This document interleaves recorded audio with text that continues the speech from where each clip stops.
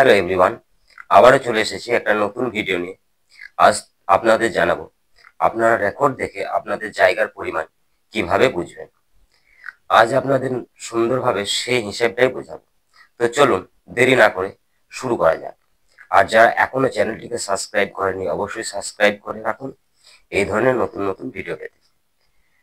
ধরুন আপনারা দুই ভাই মিলে একটা 5 শতকের প্লট কিনেছেন, রেজিস্ট্রি রেকর্ড সব হয়ে গেছে।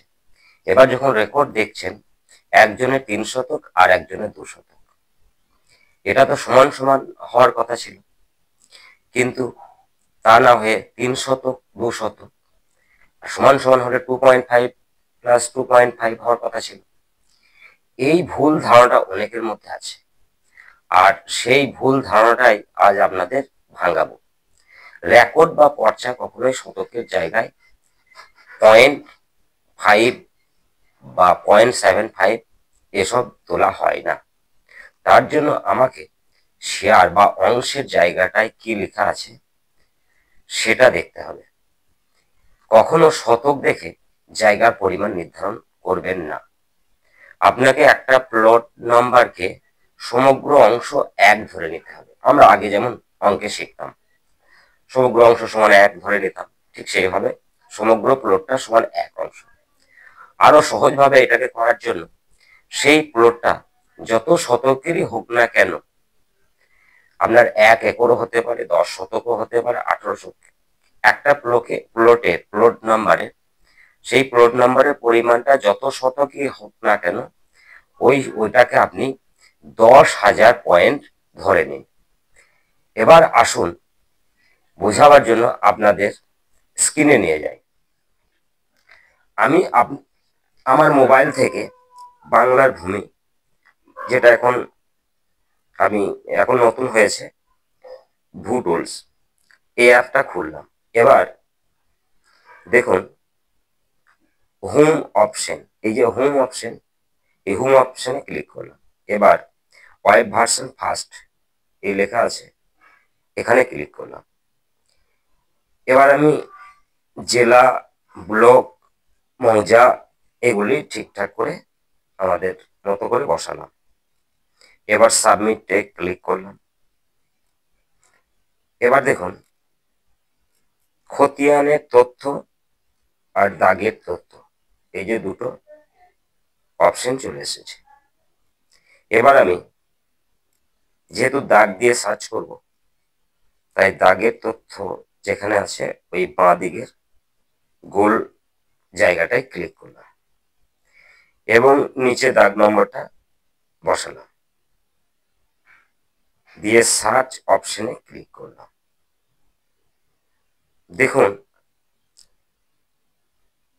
এটা আমার একটা জানা দাগ নম্বর, সেটাই আপনাদেরকে বোঝাবার জন্য আমি খুললাম। তো দেখুন 13 শতকের একটা প্লট চলে এসেছে।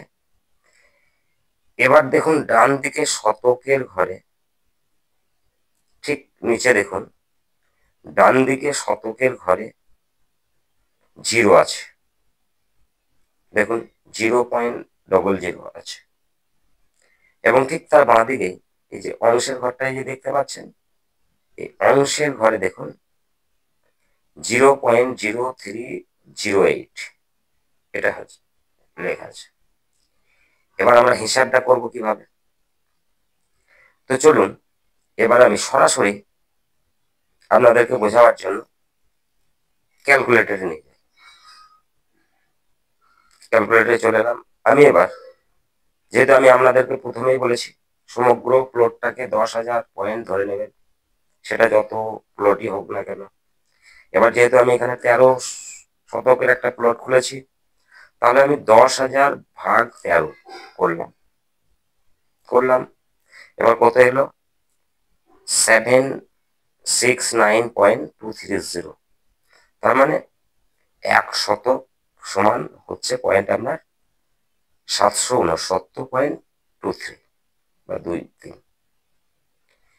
এবার 769.23 ভাগ 2, মানে আমি এটাকে যদি হাফ শতক ধরি, ভাগ 2 করি, তাহলে কত এলো 384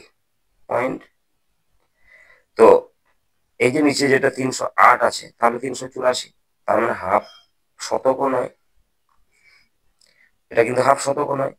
তাহলে আমি এটাকে এবার কি করব, আমাদের যে গ্রামের হিসাবে 20 ইঞ্চি মাপ, সেই 20 ইঞ্চি মাপে আপনাদেরকে বলবো, আমাদের এখনো 20 ইঞ্চি মাপেই সমস্ত কিছু পর্চা হয় বা দলিল হয়।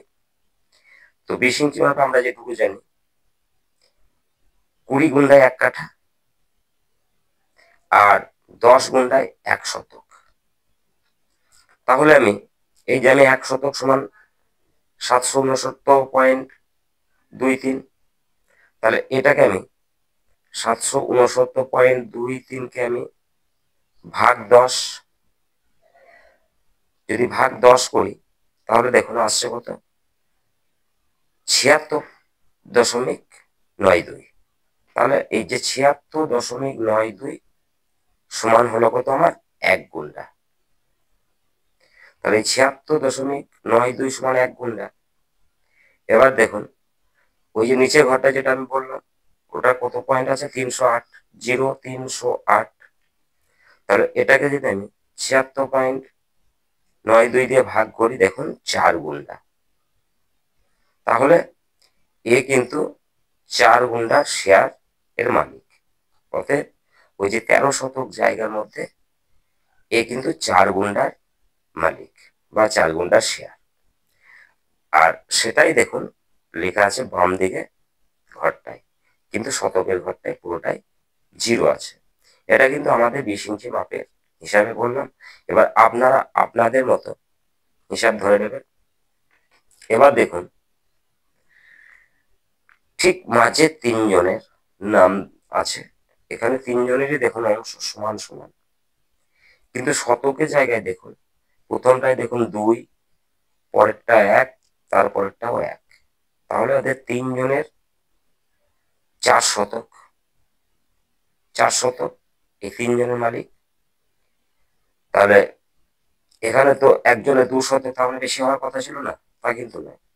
দেখুন অংশের ঘরে সকলকেই দেওয়া আছে কত, 1039, মানে 1039 করে।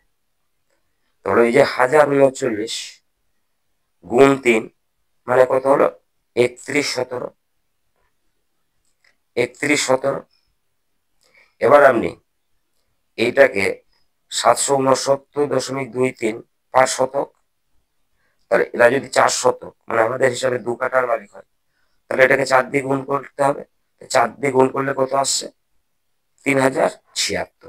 তার মানে একটু সামান্য কম বেশি, হাফ গুন্ডার মতো হবে। তাহলে ওরা 4 শতকের থেকে একটু সামান্য বেশি মালিক। তো আশা করি আপনাদেরকে বোঝাতে পারলাম। তো আজ এই পর্যন্ত, সকলে ভালো থাকবেন। ভিডিওটা ভালো লাগলে লাইক, কমেন্ট, শেয়ার করবেন। ধন্যবাদ।